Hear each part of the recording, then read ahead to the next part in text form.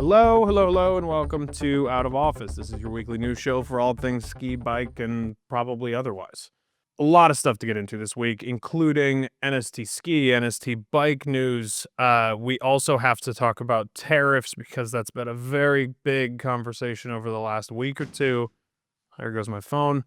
There's a lot more to talk about. There's bust and burn we got to talk about. There's so many things. So we're going to try to make this as efficient as possible. And to do that, I have to minimize my rambling. So that's what we're going to do.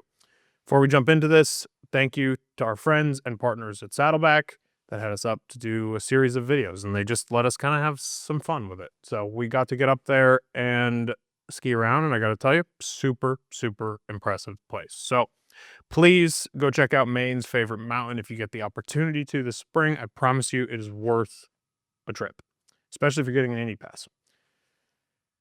Now, NST bike. Very critical stuff here when it comes to the way that I'm about to frame this. I think that this is an absolutely phenomenal event. I think the production team is great. I think the people that release all of the media releases, I think that they do a very, very good job. I think this has been a phenomenal production, and I would guess it's been a successful year one, although I don't know, and I couldn't tell you those numbers, and they couldn't tell you those numbers. I know it's like not a hot take, but I think this event would have been better served live. I don't think that was a possibility for them this year. I don't think they were like, no, we just don't want to. I think it was just too hard to make happen for year one. I hope it happens in the future years because I think that this podium, this event, this type of content needs to be consumed live. We need to look at it like it's a sporting event. And it's like, brother, if the Lakers won a game 2 weeks ago and then you told me that they won the game, but I didn't know 2 weeks ago, and you're like, oh, they won the game, but it was 2 weeks ago, you'd be like, okay, I'm glad they won, but why are you telling me now? Like, shouldn't you have told me 2 weeks ago? And that's kind of what this felt like to me. So I want to say that, all while saying I think production quality, I think media team, I think everybody involved at Natural Selection has done a phenomenal job. That is my one piece of feedback, I guess, that I'm sure is not even good feedback. It's something everybody would be aware of, but worth talking about. Anyway, here's your podiums. Go watch it. I will include a link in the show notes here because I don't want to spoil anything worse than I already did. Like, I don't need to show you the clips right now, but please go take a look. Rolling into NST Ski, April 16th is when it's going to air. It's really going to be taking place like the first week of April in Alaska. There will not be people there. There will not be spectators. There will not be media. There will not be anybody. This is going to be like they're going out there and they're doing this, right? It's like specific people only, minimal media. Like they have whoever they hired and that's it. It's going to be the same thing in terms of release 2 weeks later or whatever, I bet, as Natural Selection bike. But I actually think for ski, it's a little better served. That content is content that people are going to be hungry for this time of year. It's going to be content that people are going to be like, whoa. Especially when you consider the lineup like Marcus Etter. Sammy Carlson is in this. Sam Cooch.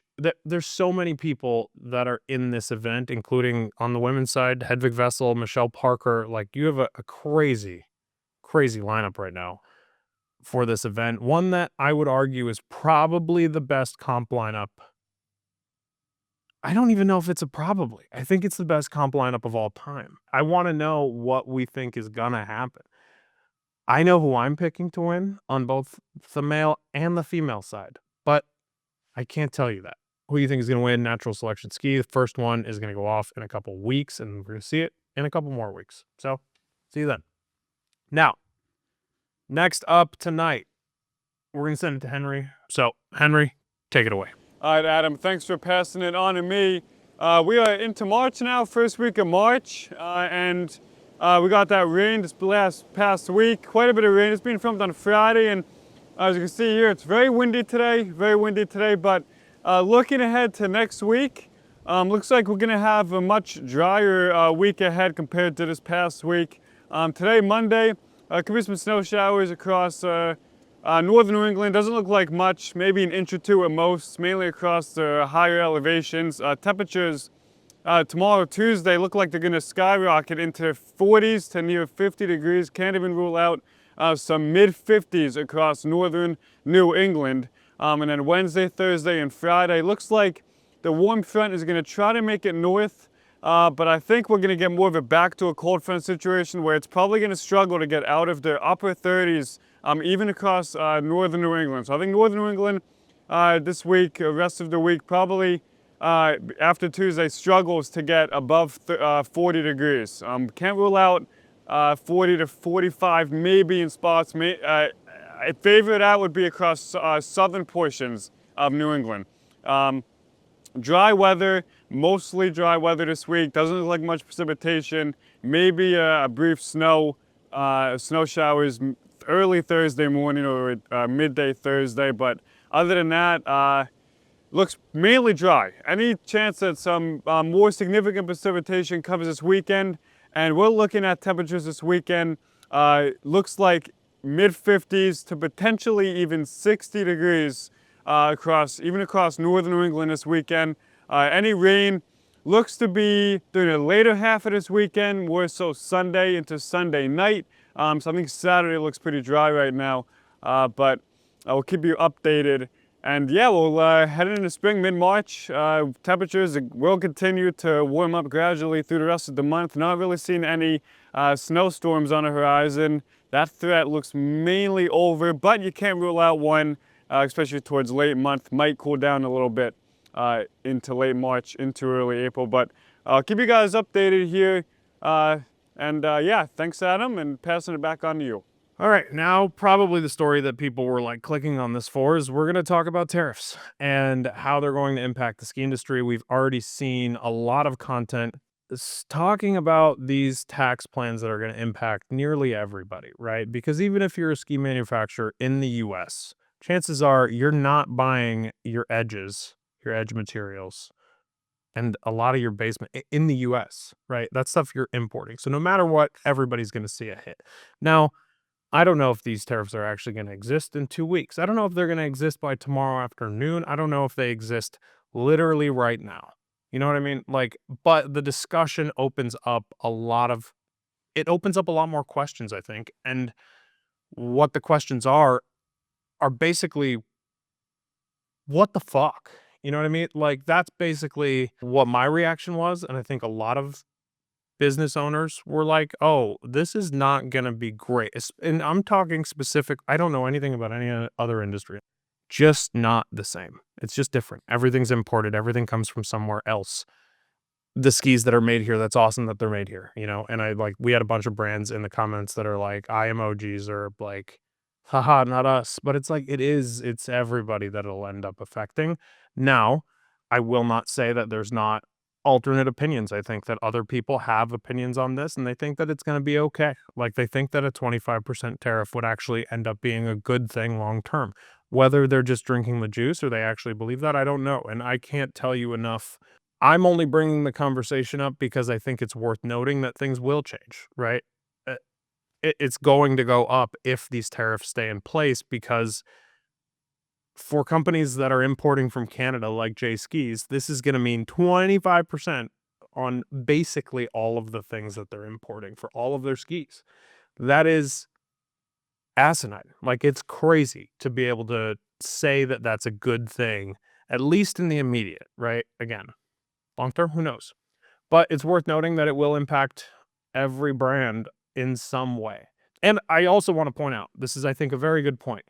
If you think other companies are going to be forced to raise their prices, sell at $750, that other companies that don't have to aren't going to go, maybe we should go up too to match where everybody else is. They're not making as much money as us. We could make a lot more money. Why wouldn't they do that? Of course they would. Of course they would. So, all worth noting, here is a very funny thread from Cody Townsend to put in right here to give you some perspective, I guess. Anyway, next, we have Bust and Burn. Bust and Burn is up next as far as events that are really, really going to go off. There's $7,000 on the line for you to go and compete against the one and only Donnie Pelletier at White Heat at Sunday River. So please, if you are interested, come. Let's go skiing. Let's hang out. We will be there all weekend. We're going to help cover the thing, and I could not be more excited. It is April 5th and 6th, I believe. April 5th and 6th is the actual dates. April 4th is when you get like your bibs and you get to go party or whatever the night before, and then just go rage bumps all weekend long. It's going to be very cool. Highly recommend going to Bust and Burn this spring, because what else do you have to do? Like, let's be real. And this is not an ad, by the way. We're just going for funsies. Like, I'm just going to have a good time going. The Snow League happened for the very first time. We obviously could not film this in time and get it out on a Monday and have the results. So maybe if Charlie's feeling nice, he'll put the results here. But for now, we know that this was a highly, highly produced event. There was a lot of influencers there. There was a lot of money spent on this thing. If I see Shaun White doing another ad, I'm going to lose my mind. However, very, very cool stuff. Like, it looks awesome. The branding is awesome. It feels expensive. It feels like they have it feels rich, to be honest. This whole thing feels Aspen to me. A ski version coming, so keep that in mind. But anyway, in other news today, we have an Olympic snowboarder, an ex-Olympic snowboarder that is wanted by the feds for drug trafficking. There's a $10 million reward for him out right now, dude. This is one of the crazier stories I've heard of in a while. Like this. Anyway, this is nuts. I'm going to include a link to an actual article in the show notes, but like, people should be talking about this because I think that this is just absolutely insane.